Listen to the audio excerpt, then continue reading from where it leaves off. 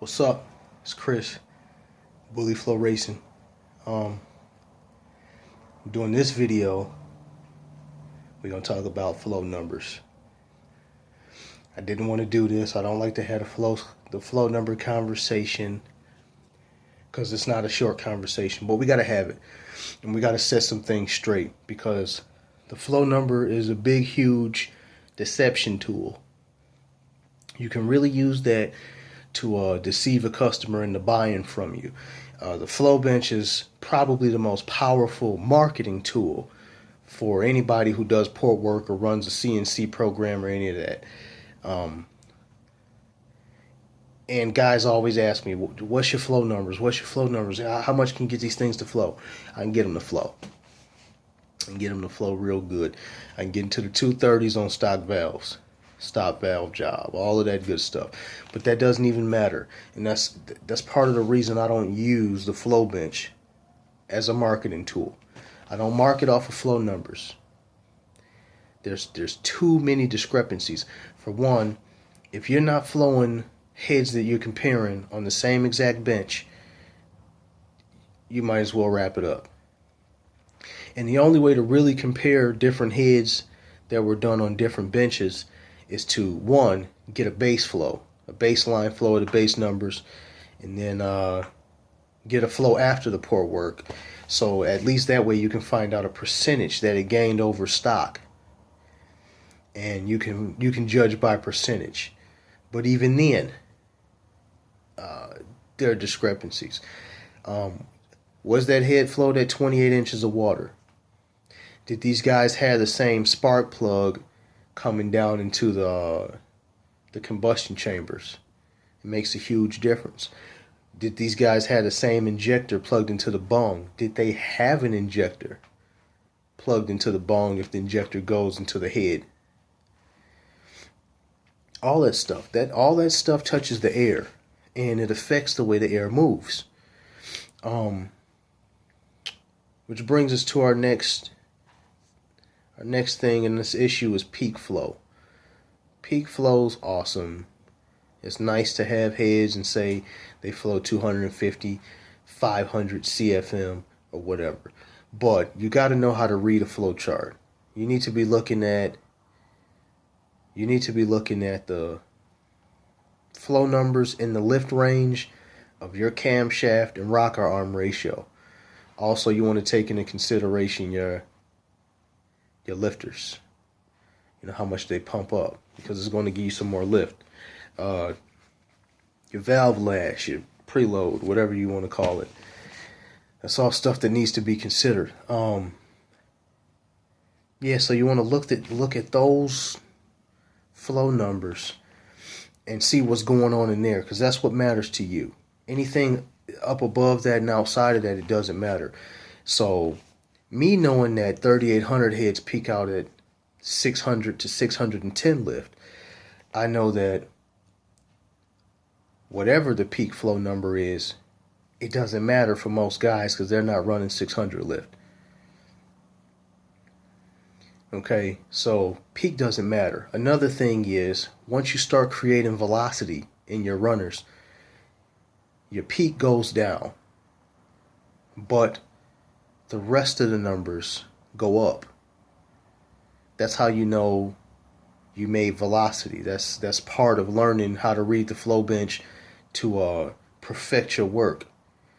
When the numbers throughout the range go down, but the peak goes up, you just made volume. If you gain everywhere through the lift range, then you just got rid of some turbulence.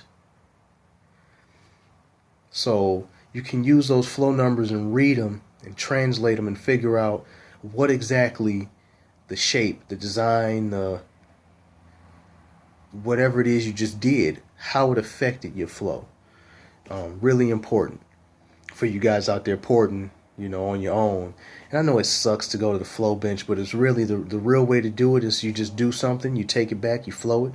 You do something else to your head, you take it back and flow it, and you read the numbers and you start finding out what exactly you're doing, what you do want to do, what you don't want to do, and when you want to do stuff. So I've been doing a lot of that. And that's why I also need to know what type of camshaft you have. Because a lot of guys probably think I'm just fishing for information. Dog, what type of turbo you running? How many pounds of boost? What camshaft? And they're like, man, I don't trust this dude. He want to know all my shit. Man, what if I'm trying to street race and he tell everybody my business? I ain't going to tell nobody your business. You smell me? I'm gonna make you power. That's my job. All that barking, I don't do that barking. That's your business. My business is porting heads. Which brings us to our next subject.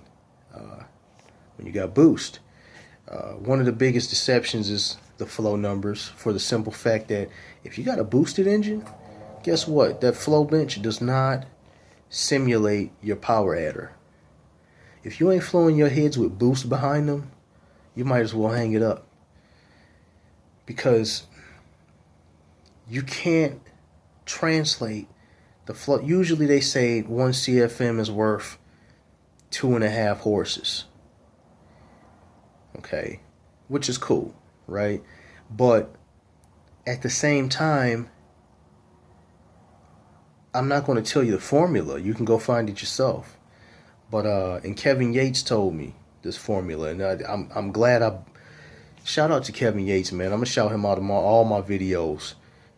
Kevin Yates Racing Engines, man. Let me tell you, that guy's gave me passed down so much knowledge, man. 30-something years of building engines, and man, he takes it serious. That's what I like about him. I'm dead serious about this. He's dead serious about what he does, and he put me on game to try to help my porting program. He says, look, bro, that flow numbers are cool and everything, but you got to understand your minimal port section.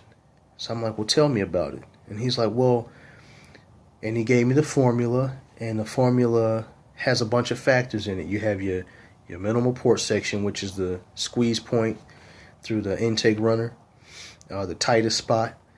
So you take that, you take your cubic inches of displacement, you take your stroke. 3800s have 3.4 inch stroke.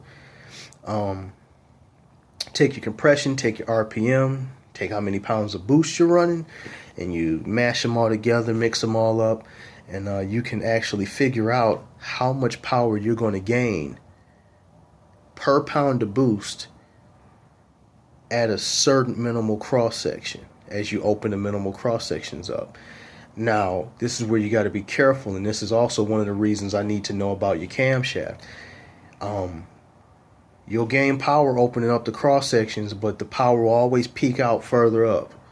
So if you get big, huge runners, that car might make 70 more wheel horses, but it might make it at 8,000 RPM. And if you ain't got a balanced block that's forged, you ain't got a chance in hell revving to 8,000 RPM in the 3800 application. So that just did you no good. Not only that, but you lost velocity.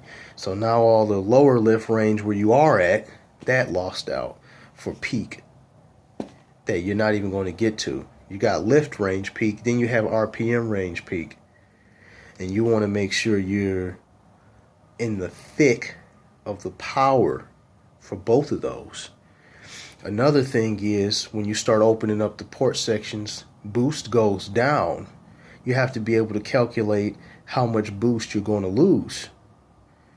Losing boost isn't a bad thing. What it means is you're getting more air in and more air out, so it's less air being backed up and measured as boost, which is how you make horsepower. But is that horsepower once again going to be up in the sky where you can't rev, or going to be somewhere where you can get a hold of it?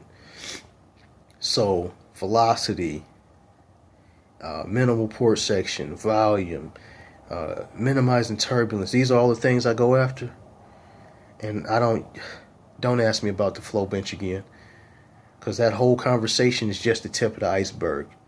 And that's why I don't use the flow bench to reference what I do. I had Brandon Inslee. Brandon Inslee made 320 some odd horses, and he made 350 after I ported his heads, and that was on the same dyno. He did go up in octane, but I wouldn't imagine that helped him, because he didn't have any KR with the octane that he was running. So But he got 350 wheel or something like that before he crashed his car. But shout out to Brandon. Mash out to a pass out. Andrew Schneike told me he was able to access 200 more wheel horses in his 9-second car after I ported his LS heads for Hello Kitty. That was a badass car. I had a video of that thing and I erased it, and I'm pissed off about it. But it wasn't no joke. LS swapped Mustang, 90s Mustang. Thing was sweet. Ran 9s without a second gear. Shouts to you, bro. Andrew really, he put on for the city. That was crazy. But yeah, Bully-Flo.